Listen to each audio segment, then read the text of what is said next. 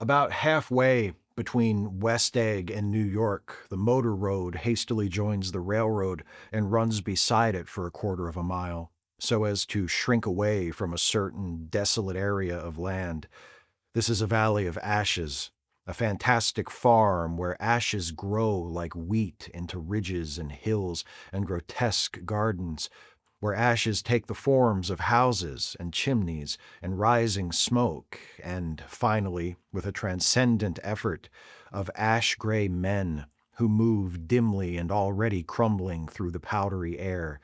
Occasionally, a line of gray cars crawls along an invisible track, gives out a ghastly creak, and comes to rest, and immediately the ash-gray men swarm up with leaden spades and stir up an impenetrable cloud, which screens their obscure operations from your sight.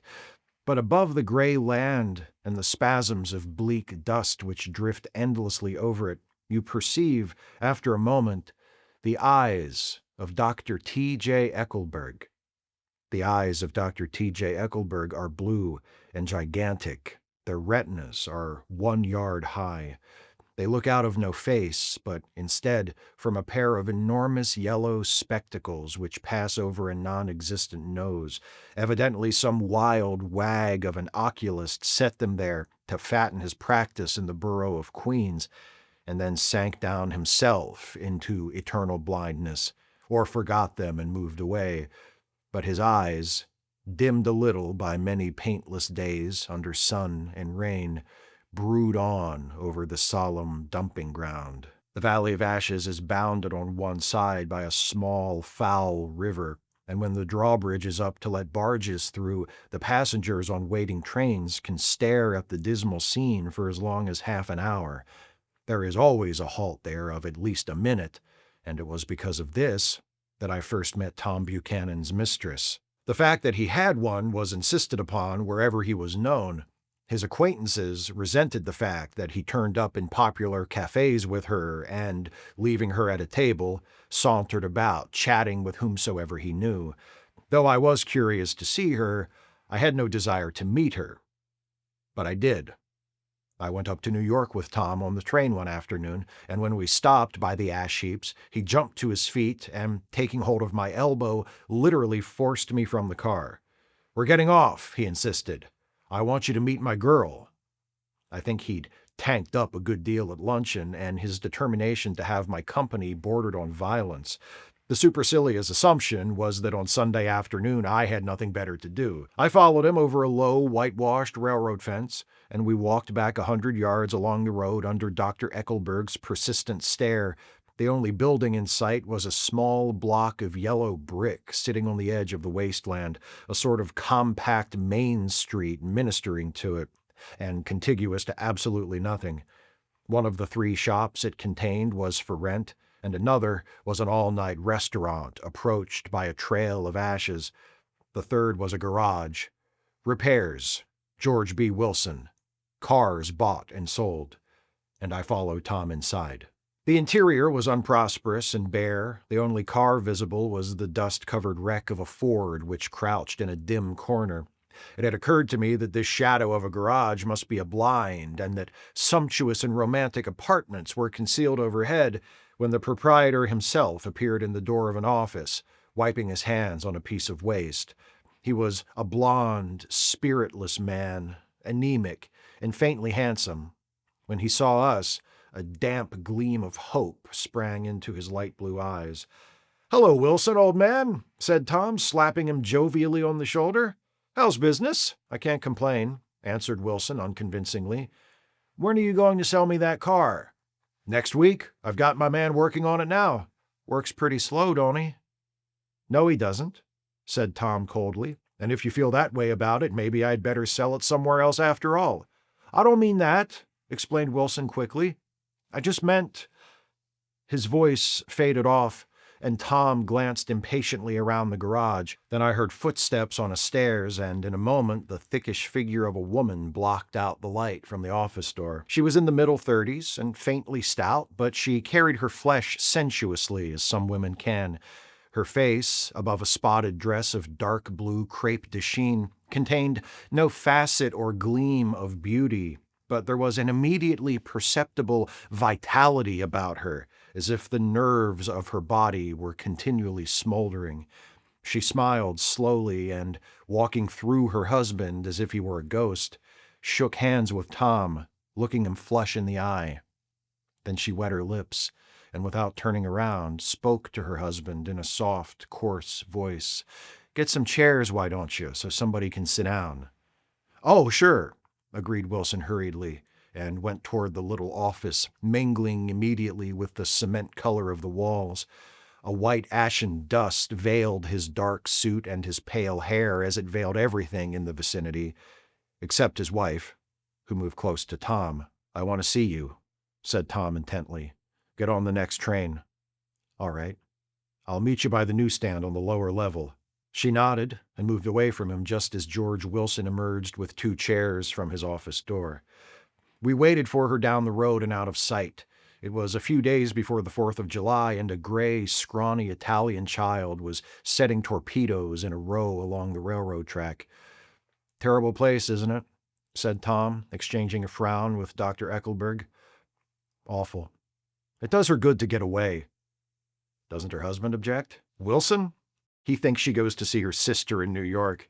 He's so dumb he doesn't know he's alive. So Tom Buchanan and his girl and I went up together to New York. Or not quite together, for Mrs. Wilson sat discreetly in another car.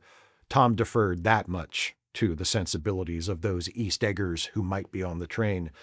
She had changed her dress to a brown-figured muslin which stretched tight over her rather wide hips as Tom helped her to the platform in New York.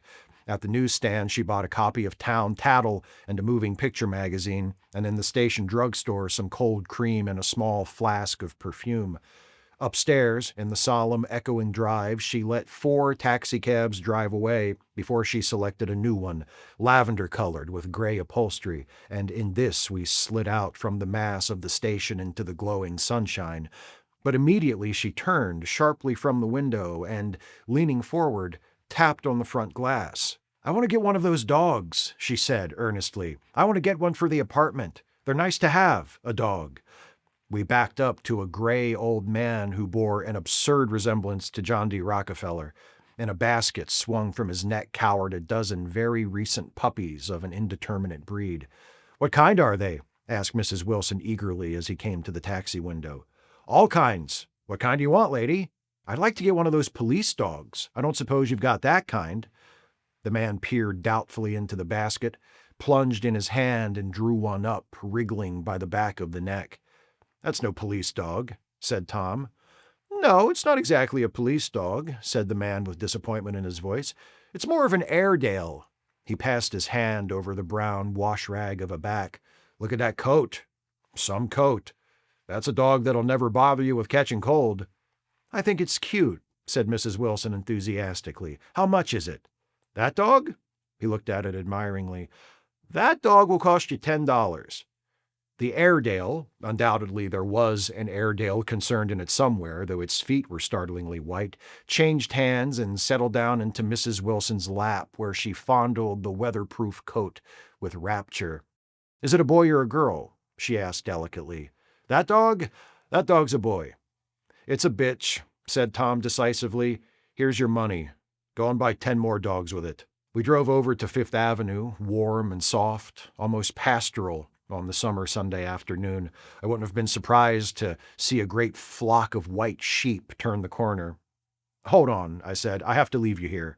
"No, you don't," interposed Tom quickly. "Myrtle will be hurt if you don't come up to the apartment. Won't you, Myrtle?" "Come on," she urged. "I'll telephone my sister Catherine. She's said to be very beautiful by people who ought to know."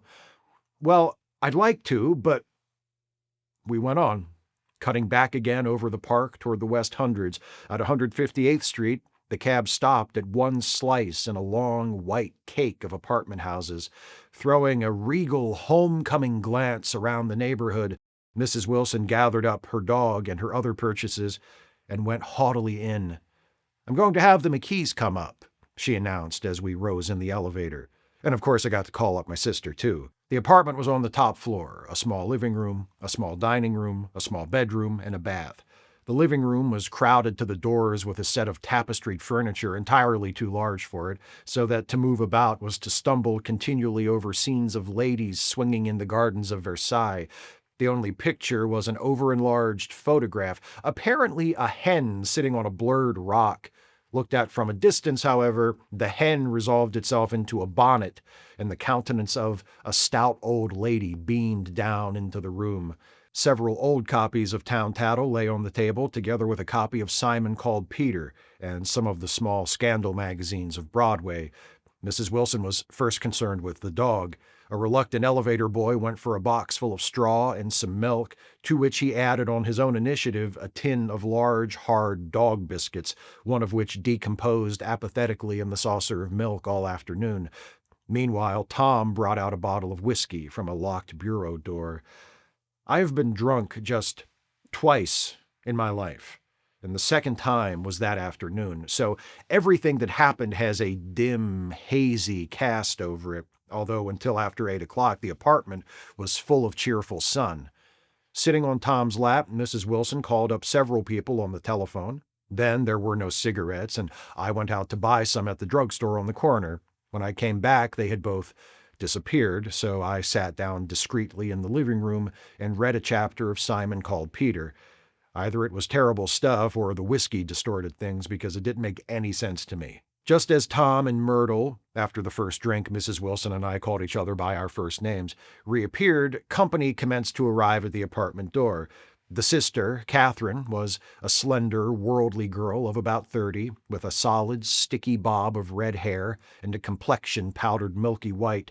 Her eyebrows had been plucked and then drawn on again at a more rakish angle, but the efforts of nature toward the restoration of the old alignment gave a blurred air to her face. When she moved about, there was an incessant clicking as innumerable pottery bracelets jingled up and down on her arms. She came in with such a proprietary haste and looked around so possessively at the furniture that I wondered if she lived here. But when I asked her, she laughed immoderately, repeated my question aloud, and told me she lived with a girlfriend at a hotel. Mr. McKee was a pale, feminine man from the flat below. He had just shaved, for there was a white spot of lather on his cheekbone, and he was most respectful in his greeting to everyone in the room. He informed me that he was in the artistic game, and I gathered later that he was a photographer and had made the dim enlargement of Mrs. Wilson's mother, which hovered like an ectoplasm on the wall. His wife was shrill, languid, handsome, and horrible. She told me with pride that her husband had photographed her 127 times since they had been married. Mrs. Wilson had changed her costume some time before and was now attired in an elaborate afternoon dress of cream-colored chiffon, which gave out a continual rustle as she swept about the room. With the influence of the dress, her personality had also undergone a change. The intense vitality that had been so remarkable in the garage was converted into impressive hauteur. Her laughter, her gestures, her assertions became more violently affected moment by moment, and as she expanded, the room grew smaller around her, until she seemed to be revolving on a noisy, creaking pivot through the smoky air. "My dear," she told the sister in a high, mincing shout, "most of these fellas will cheat you every time. All they think of is money. I had a woman up here last week to look at my feet, and when she gave me the bill, you'd have thought she had my appendicitis out." "What was the name of the woman?" asked Mrs. McKee. "Mrs. Eberhardt. She goes around looking at people's feet in their own homes." "I like your dress," remarked Mrs. McKee. "I think it's adorable." Mrs. Wilson rejected the compliment by raising her eyebrow in disdain. "It's just a crazy old thing," she said. "I just slip it on sometimes when I don't care what I look like." "But it looks wonderful on you, if you know what I mean," pursued Mrs. McKee. "If Chester could only get you in that pose, I think he could make something of it." We all looked in silence at Mrs. Wilson, who removed a strand of hair from over her eyes and looked back at us with a brilliant smile. Mr. McKee regarded her intently with his head on one side, and then moved his hand back and forth slowly in front of his face. "I should change the light," he said after a moment. "I'd like to bring out the modeling of the features, and I try to get hold of all the back hair. I wouldn't think of changing the light, cried Mrs. McKee. I think it's, her husband said, shh, and we all looked at the subject again, whereupon Tom Buchanan yawned audibly and got to his feet. You McKees have something to drink, he said. Get some more ice and mineral water, Myrtle, before everybody goes to sleep. I told that boy about the ice. Myrtle raised her eyebrows in despair at the shiftlessness of the lower orders. These people, you have to keep after them all the time. She looked at me and laughed pointlessly. Then she flounced over to the dog, kissed it with ecstasy, and swept into the kitchen, implying that a dozen chefs awaited her orders there. I've done some nice things out on Long Island, asserted Mr. McKee. Tom looked at him blankly. 2 of them we have framed downstairs. 2 what? Demanded Tom. 2 studies. One of them I call Montauk Point the Gulls, and the other I call Montauk Point the Sea. The sister, Catherine, sat down beside me on the couch. Do you live down on Long Island, too? I live at West Egg. Really? I was down there at a party about a month ago at a man named Gatsby's. Do you know him? I live next door to him. Well, they say he's a nephew or a cousin of Kaiser Wilhelm's. That's where all his money comes from. Really? She nodded. I'm scared of him. I'd hate to have him get anything on me. This absorbing information about my neighbor was interrupted by Mrs. McKee's pointing suddenly at Catherine. Chester, I think you could do something with her, she broke out, but Mr. McKee only nodded in a bored way and turned his attention to Tom. I'd like to do more work on Long Island if I could get the entry. All I ask is that they should give me a start. Ask Myrtle, said Tom, breaking into a short shout of laughter as Mrs. Wilson entered with a tray. She'll give you a letter of introduction, won't you, Myrtle? Do what? She asked, startled. You'll give McKee a letter of introduction to your husband so he can do some studies of him. His lips moved silently for a moment as he invented George B. Wilson at the gasoline pump, or something like that. Catherine leaned close to me and whispered in my ear, Neither of them can stand the person they're married to. Can't they? Can't stand them. She looked at Myrtle and then at Tom. What I say is, why go on living with them if they can't stand them? If I was them, I'd get a divorce and get married to each other right away. Doesn't she like Wilson either? The answer to this was unexpected. It came from Myrtle, who had overheard the question, and it was violent and obscene. You see? Cried Catherine triumphantly. She lowered her voice again. It's really his wife that's keeping them apart. She's a Catholic, and they don't believe in divorce. Daisy was not a Catholic, and I was a little shocked at the elaborateness of the lie. When they do get married, continued Catherine, they're going west to live for a while, until it blows over. It'd be more discreet to go to Europe. Oh, do you like Europe? She exclaimed, surprisingly. I just got back from Monte Carlo. Really? Just last year, I went over there with another girl.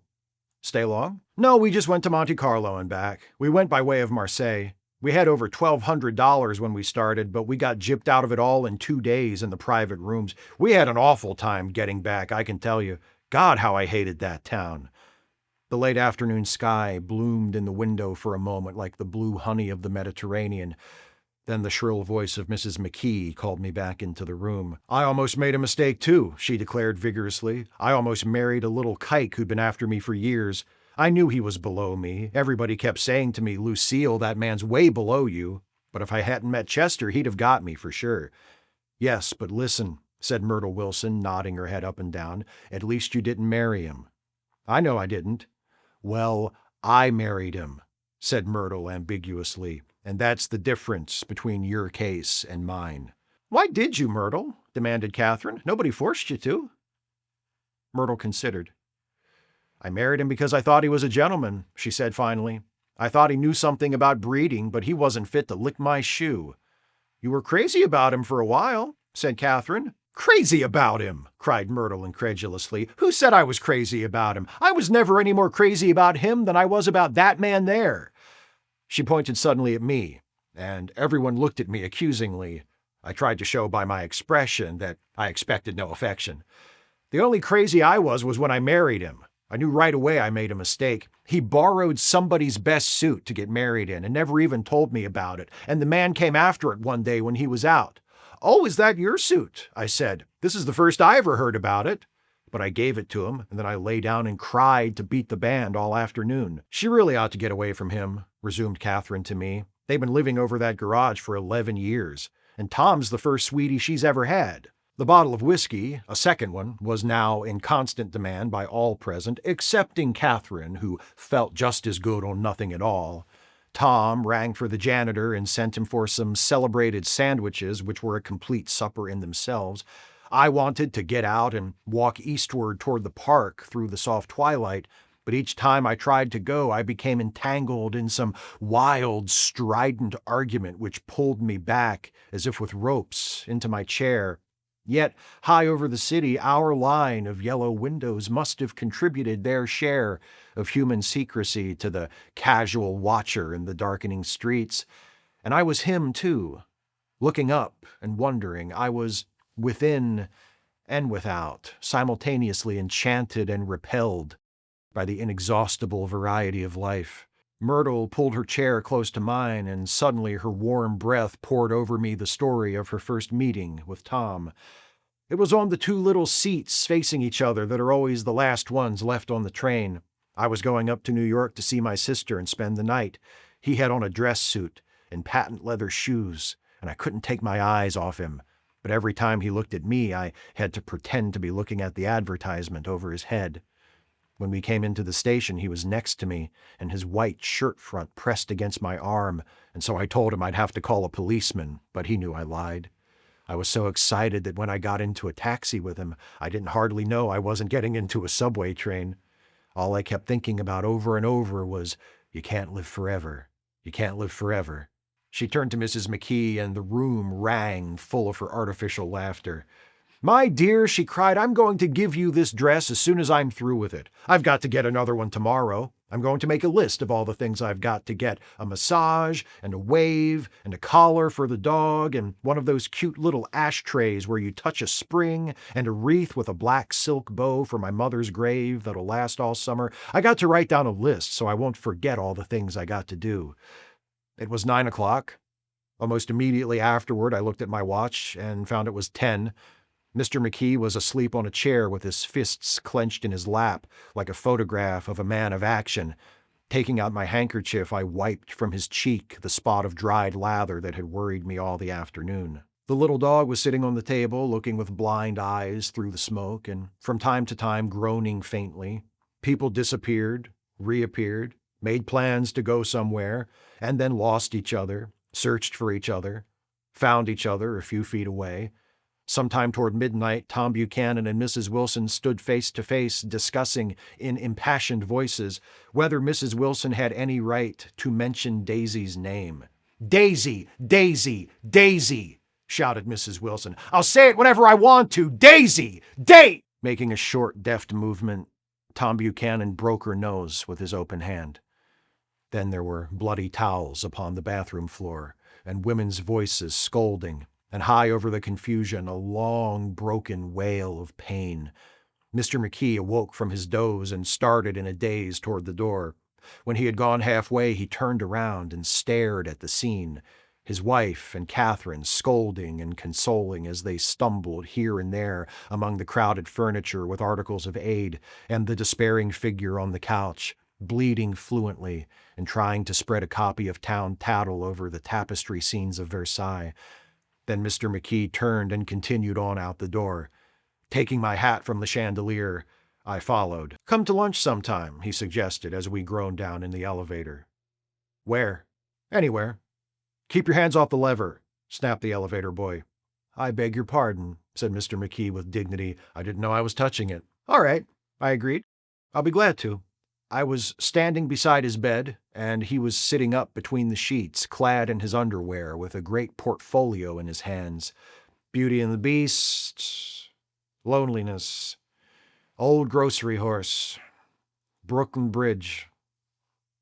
Then I was lying half asleep in the cold lower level of the Pennsylvania station, staring at the Morning Tribune and waiting for the 4 o'clock train.